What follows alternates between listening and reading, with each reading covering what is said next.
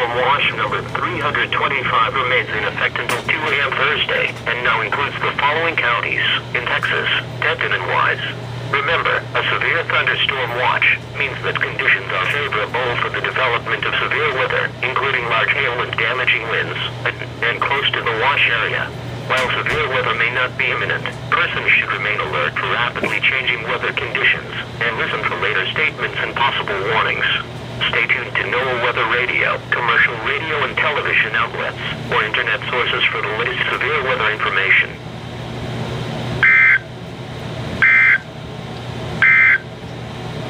Now let's check on your local forecast.